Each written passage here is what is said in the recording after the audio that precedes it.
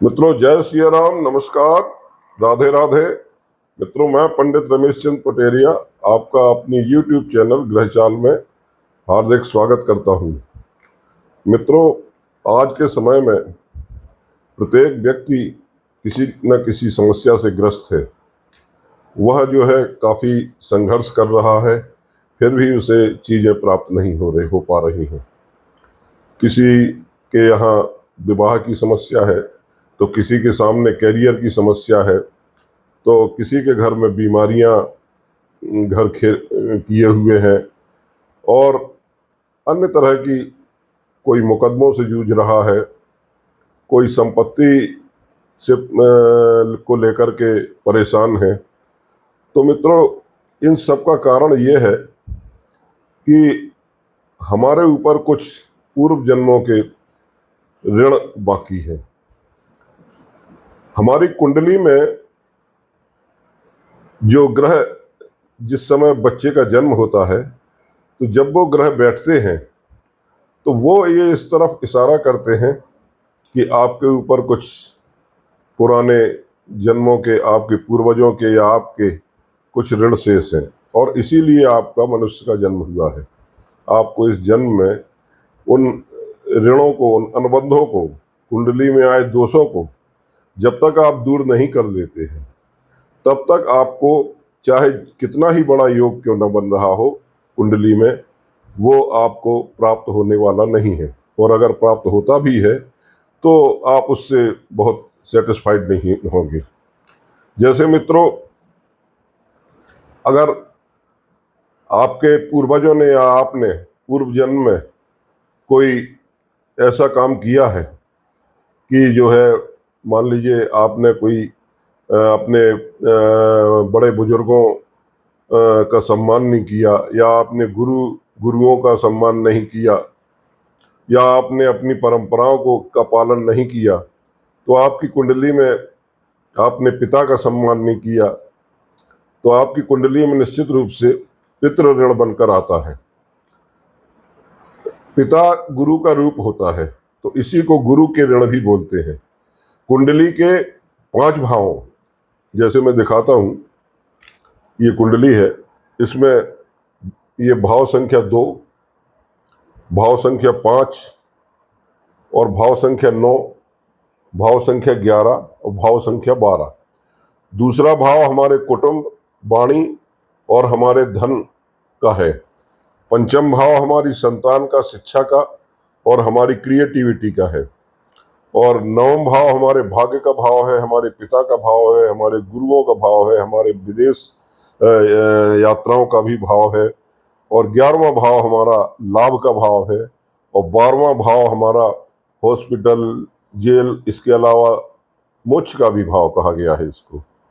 तो मित्रों, ये 5 घर गुरु इसके कारक हैं। तो इन 5 घरों में यदि बृहस्पति देव के कोई शत्रु ग्रह बैठ जाते हैं, तो जो है हमको पितृ ऋण लग जाता है। और ये पितृ ऋण क्यों लगता है? हमारे पूर्वजों ने, हो सकता है, या हमसे कोई पूर्व जन्म में बड़ी गलतियां हुई हों, हमने गुरुओं का सम्मान न किया हो, हमने पिता का सम्मान न किया हो, हमने बुजुर्गों का अपमान किया हो, तो ये ऋण जो है एक सतत प्रक्रिया है, ये आते रहते हैं। तो अक्सर आप देखेंगे, अच्छा, ये एक बिल्कुल नई चीज है, आपको कोई भी ज्योतिषी नहीं बता के देगा। दोष तो बता देंगे कि यहाँ पितृदोष है। दोष और ऋण में बड़ा फर्क है। दोष आपकी कुंडली में जब आपका जन्म होता है, तो ग्रहों के संयोजन जैसे होते हैं, मान लीजिए सूर्य के साथ राहु बैठा है, या चंद्र के साथ केतु बैठा है, या शनि के साथ राहु है, या शनि और सूर्य बैठे हुए हैं, तो ये आपको दोष लगते हैं, पितृदोष, या आपको जो है दोष लगते हैं, या आपको काल सर्प दोष राहु और केतु के कारण लगता है, या अमावस्या दोष बनता है। मतलब जब सूर्य और चंद्र एक साथ बैठे होते हैं कुंडली के किसी घर में, मान लीजिए आपके 10वें भाव में सूर्य और चंद्र बैठे हैं, तो ये अमावस्या दोष बनेगा। तो ये इन दोषों को भी हमको जो है इनका उपाय करके इनका निराकरण कर लेना चाहिए।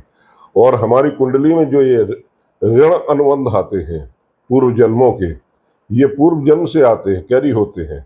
अगर आप इनको पूरा नहीं करेंगे तो अगले जन्म में भी ये ऋण आपको दिखाई देंगे।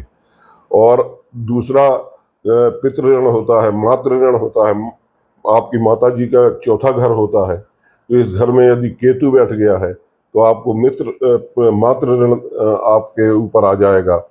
और इस तरह से कई ऋण होते हैं, कन्या ऋण होता है, स्वऋण होता है, स्वयं का ऋण होता है, और संबंधी ऋण होता है, आपका स्त्री ऋण भी होता है। तो इन ऋणों को जो है क्या नाम, कोई भी ज्योतिषी आज के समय में आपको नहीं बताता है, और या आप जानना नहीं चाहते हैं। तो ये जो है ये विधा जो बनाई गई है, ये ज्योतिष की जो एक दूसरी शाखा है लाल किताब, उसमें ये चीज़ें दी हुई हैं। तो इनको जो है इनके बड़े सरल उपाय हैं और बहुत महंगे उपाय नहीं हैं। आपके घर में या आपके किचन में जो रखे हुए मसाले हैं, या आपके जो है क्या नाम अनाज हैं, या आपके घर में ही जो वस्तुएं हैं, उनसे ही इन ऋणों के उपाय हो जाते हैं। तो मित्रों, यदि आप चाहते हैं कि आपकी कुंडली में या आपके बच्चों की कुंडली में अगर कोई इस तरह का जो है ऋण बना हुआ है, तो उसका उपाय जानने के लिए मुझसे मेरे व्हाट्सएप नंबर पर आप अपनी डिटेल भेज करके जन्म की तारीख, जन्म का समय और जन्म का स्थान भेजकर मुझसे संपर्क कर सकते हैं। मैं आपको बिल्कुल ये वादा करता हूँ कि बहुत ही सटीक उपाय बताऊंगा, जिससे जो है आपके जीवन में जो ये कष्ट आ रहे हैं, या जो रुकावटें या जो बाधाएं आ रही हैं, वो दूर होंगी। जय श्री राम।